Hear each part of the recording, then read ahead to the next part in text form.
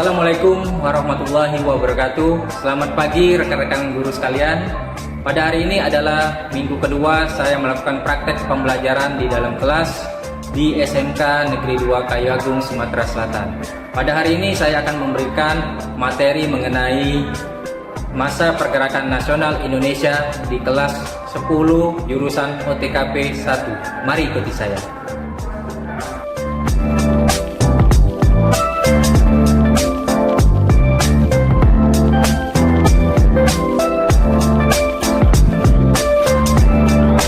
Oke anak-anak, ya sebelum kita mulai pelajaran hari ini, alangkah baiknya kita berdoa dulu berdasarkan agama dan kita masing-masing. Silakan Surya dipimpin teman-temannya untuk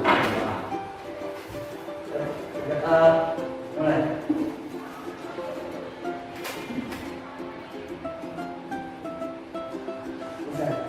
Oke, terima kasih Surya sudah memimpin doa untuk di pagi hari ini.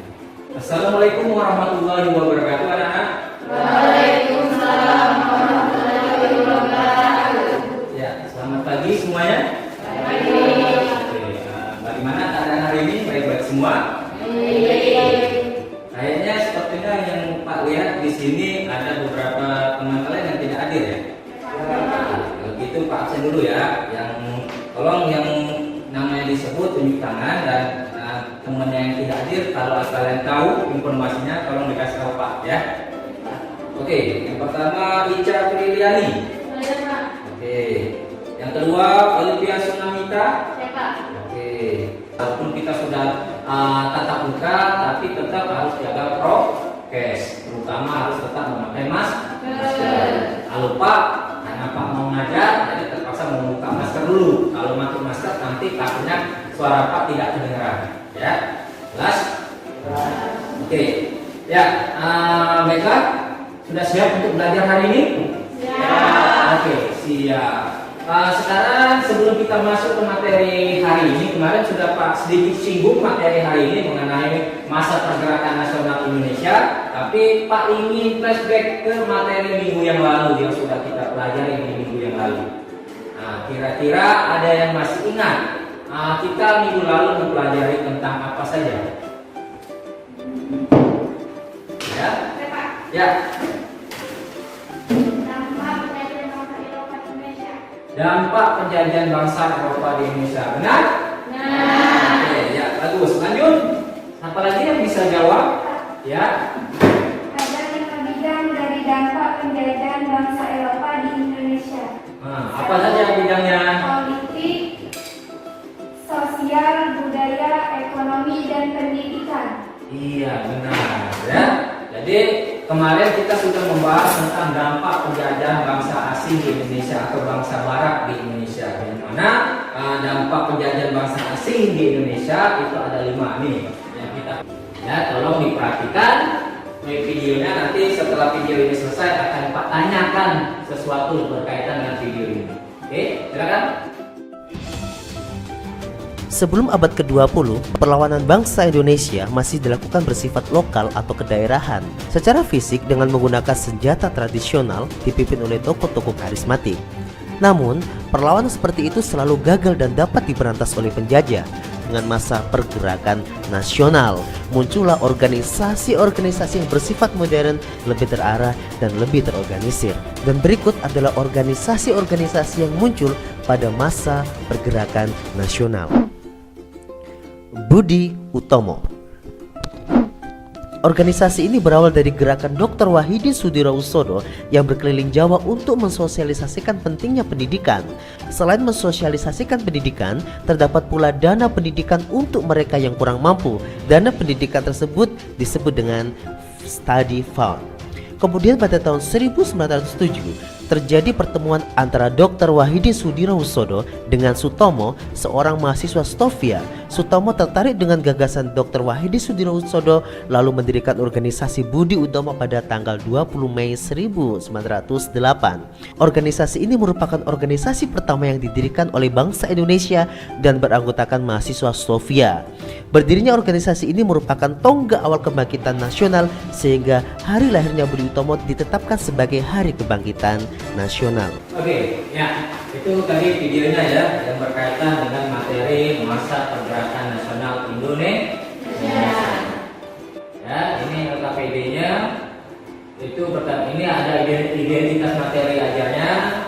Ya, selain maksudnya LKPD itu adalah materi yang kita pelajari hari ini. Jadi selain yang ada di buku cetak, kalau ini kan ada di perpus. Kalau sudah selesai kita belajar, ini dipulangkan ke perpus, ya kan? Nah, untuk kalian pelajari di rumah, kalian baca ulang di rumah, kalian tinggal buka yang dalam bentuk link ini aja, ya. Sudah Pak ini. Termasuk nanti bagian akhirnya nanti ada yang namanya latihan, ya. Ini kompetensi pengetahuannya terdiri dari 3, ya, yang mana kompetensi dasarnya itu menganalisis dampak politik, budaya, sosial, ekonomi, dan pendidikan yang sudah kita pelajari minggu lalu.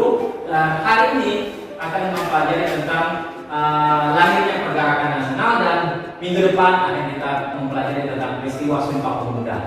Nah, ini indikator yang akan kita capai ada 3, yaitu menganalisis faktor penyebab lahirnya organisasi pergerakan nasional. Kita akan membahas di mana sih pergerakan nasional itu bisa muncul. Terus metode pembelajarannya masih sama seperti minggu lalu, itu menggunakan pendekatan pembelajaran saintifik, terus menggunakan juga pendekatan 4C. Di situ ada critical thinking, creative, communication, dan kolaborasi. Terus strategi pembelajaran itu terkait menggunakan cooperative learning, ya, dan model pembelajaran itu menggunakan mix and match. Nah, ini nanti akan yang berkaitan dengan game. Video yang sudah kita sama-sama tonton tadi, kira-kira ada yang bisa menjelaskan itu video mengenai apa? Ya, silakan. Menceritakan tentang awal mula munculnya masa pergerakan nasional. Iya, ya, menceritakan asal usul mulanya masa pergerakan nasional. Ada lagi yang lain? Ya. Dari penjelasan yang ada di video yang ditampilkan tadi, Pak, dijelaskan bahwa sebelum munculnya masa pergerakan nasional, terlebih dahulu perjuangan bangsa Indonesia dilakukan secara perlawanan, bersifat fisik dan kedaerahan, sehingga mudah untuk dikalahkan oleh penjajah. Iya, munculnya pergerakan nasional Indonesia. Nah, ini yang kata Pak tadi, dilatar belakangi dengan munculnya atau dicetuskannya kebijakan politik balas budi atau politik kritis tadi ya, yang dikemukakan oleh Van der Bellen, yang mana ada 3 kebijakannya itu, ya, yaitu yang pertama irigasi pada lahan-lahan pertanian dan perkebunan, terus migrasi yaitu memindahkan penduduk dari tempat yang padat ke tempat yang jarang. Nah, terus yang ketiga edukasi yaitu memberikan pendidikan kepada masyarakat Indonesia. Nah, ini ya, poin ketiga ini yang sangat berdampak besar bagi perjuangan bangsa Indonesia, edukasi. Yang mana sebelumnya rakyat Indonesia itu tidak sama sekali boleh bersekolah. Yang boleh bersekolah itu adalah orang-orang bangsa asing. Walaupun dia bangsawan, tapi dia dari kalangan pribumi atau dari rakyat Indonesia tidak boleh sama sekali sekolah. Yang boleh itu dari anak-anak, cucu-cucu dari orang bangsa asing yang tinggal di Indonesia. Ada faktor-faktor yang menyebabkan kenapa orang-orang Indonesia atau para pemuda dan pemudi Indonesia ingin tergerak melakukan perjuangan secara tidak lagi secara fisik tapi secara intelektual melawan bangsa asing itu. Ada 2 faktor di sini, ya. Yang pertama adalah faktor internal, di mana faktor internalnya ada 5 poin. Yang pertama itu adalah kekejaman pemerintah Belanda yang melakukan penindasan pada masyarakat Indonesia. Munculnya paham-paham baru di dunia seperti nasionalis, liberalis, demokrasis, sosialisme, komunisme, dan pan-islamisme.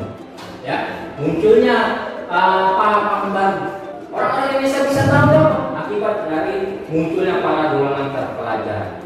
Ya, karena kita materi hari ini berkaitan dengan organisasi masa pergerakan, yang mana masa pergerakan itu berkaitan dengan organisasi. Nah, inilah adalah organisasi pergerakan nasional di Indonesia. Ya, alat utama dalam perjuangan bangsa Indonesia ketika berada di pada periode pergerakan nasional adalah organisasi dan partai. Ya, di sini ada 8 yang Pak tampilkan. Pak, apakah 8 ini saja? Tidak, banyak sebenarnya. Ya. Cuman yang Pak tampilkan 8 ini kalau bahasa kerennya kita sekarang ini disebut dengan yang lagi viral-viralnya.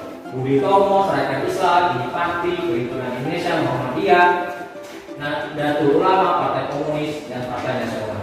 Nah ini Muhammadiyah.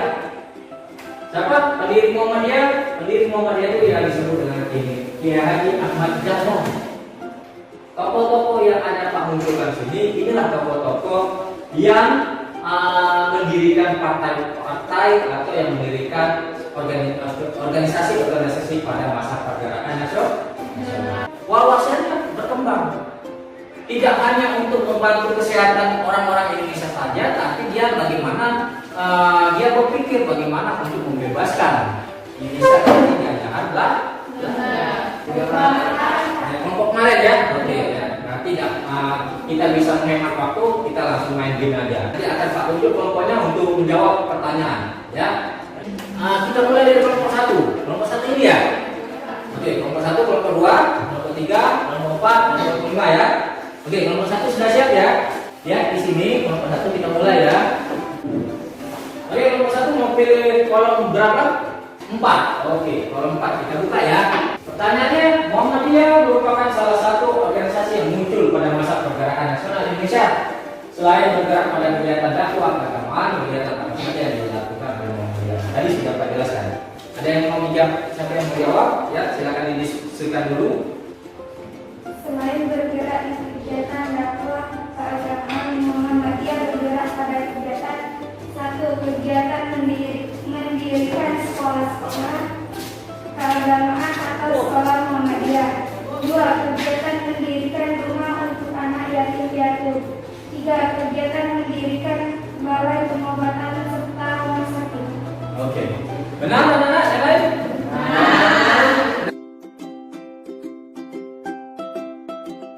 Apa yang menyebabkan Raden Suwardi Suryadiningrat beserta para pemimpin organisasi tinggi Paci diasingkan ke Belanda? Penyebab Raden Suryadiningrat beserta pemimpin organisasi ISC Parti ya. Ya, apa mau disangka? Jawaban dari kelompok 5 kurang lengkap. Oke, ya, gimana? Hari ini sudah bisa sangat bagus. Ya, sudah. Oke, sekarang simpulan. Nah, kira-kira siapa yang bisa menyimpulkan materi yang sudah Pak jelaskan dari awal tadi sampai kita main game tadi? Satu kesimpulan dari materi tadi, faktor-faktor lain yang memicu munculnya pergerakan nasional di Indonesia. Faktor tersebut bisa berasal dari dalam internal, munculnya golongan terpelajar, munculnya pres dan lain-lain. Nah, ini lanjut evaluasi pembelajaran yang sudah Pak tampilkan slide LP ini tadi, yang tugasnya tadi ya. Oke, di sini ada evaluasi pembelajaran, ada 2 yang harus kalian kerjakan, yaitu yang pertama penilaian pengetahuan, itu lewat Google Form, dan penilaian keterampilan. Nah itu. Oke, nah ini tertuang di dalam refleksi. Kira-kira ada yang bisa memberikan refleksi apa dari hasil pembelajaran kita hari ini? Ya. Dengan apa yang telah Pak jelaskan tentang materi hari ini, saya lebih memahami bagaimana perjuangan para pahlawan dulu untuk merebut kemerdekaan. Oke, berarti sudah paham ya materi hari ini ya. Pak akhiri materi hari ini, silakan Surya pimpin teman-temannya karena berhubung ketua kelas pagi tidak datang. Surya yang memimpin doa untuk mengakhiri materi hari ini. Silakan Surya. Untuk mengakhiri pelajaran hari ini, mari kita berdoa bersama-sama. Berdoa.